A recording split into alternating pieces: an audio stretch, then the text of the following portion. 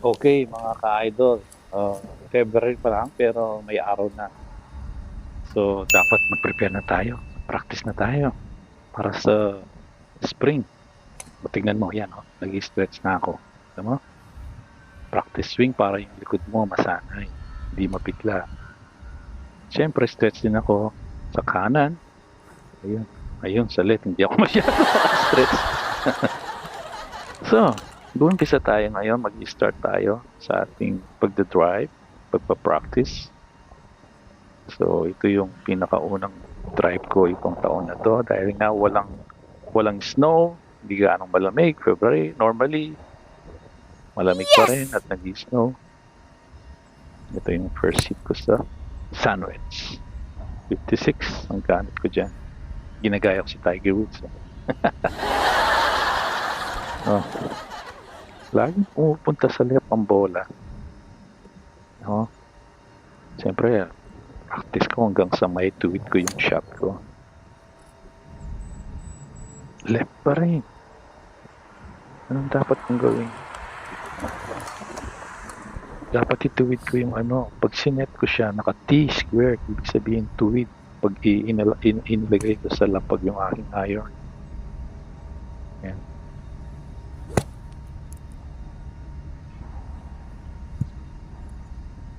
Wala pa rin. Pumupunta pa rin sa left. Siguro pag hinahampas ko, nagiging kibit yung sandwich ko. Kaya ito. Ayun, straight ako. Ayan, dapat diretso talaga. Hanggang sa mayampas mo, diretso pa rin. Yun. Saka i-set mo siya sa sa carpet na to, sa mat. Na diretso talaga siya. Paano mo siya sinet? Dapat babalik din sa ganun. Ito, kumuha ko ng number 9. Kagaya uli ni Tiger Woods. From sandwich to number 8 or to number 9. Lagi ako nakikinig kay Tiger Woods eh. Ito yung mga advice niya sa golf, sa train. Number 9 ko. Left pa rin. Nagdo-draw siya eh. Draw or hook. Subukan kong may straight na ngayon.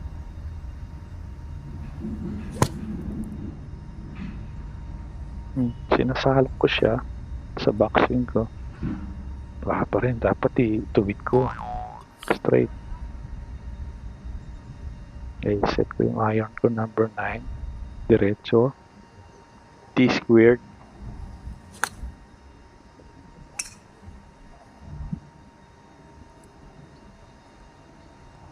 Wala pa rin. Nagdo-draw pa rin. Isa ulit bago tayo magpalit ng iron.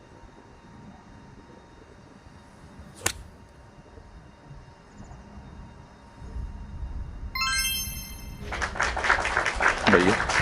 Dumiretso. Dapat talaga diretso ang siko at sa arms, di ba?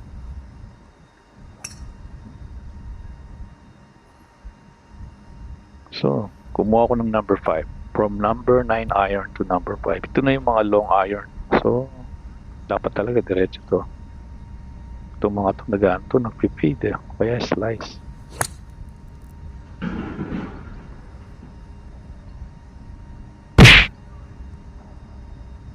Punta sa right yung bola.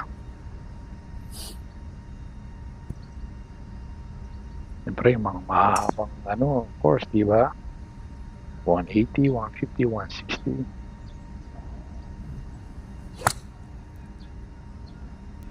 Ang kapal. Binaba ko yung backswing ko at yun, nasalak ko naman. Masyado namang mataba. It's too fat. Laplap ang damo nun. Alam mo, pag ganun ka kataba yung tira mo.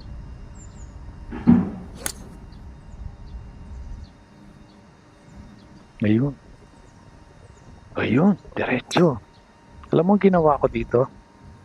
Tinira ko yung bola 3/4 to bottom. Kaya yung sounds maganda eh. Narinig nyo?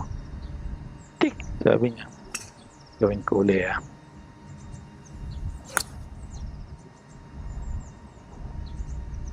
Tirahin mo lang 3/4 yung bola, huwag masyado malalim, kundi magcha-chunk ka eh. Lalaplapin mo yung damo. So, kunin natin ngayon yung woods. Ito yung number 3 woods, lalo na sa mga sa fairway, kung merong par 5, par 4. Yan, tingnan mo, parang sinasalok ko yung bola. Diba? Kita mo? Tingnan natin. Hindi masyadong kita dito kasi. Ayun, nag-fade siya. Dumiretso siya. Alam mo yung bola, dumiretso pagkatapos nag-drive. Fade. O, kumaliwa siya ng konti tapos nag-drive. Isa pa. Hanggat hindi ko makuha ito, hindi ako hinto.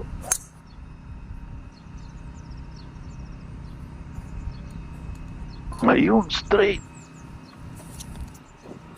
Maganda yung tira dyan sa woods kung medyo straight o kaya medyo draw. Ayan o, kita mo may nagpa-practice na para pagdating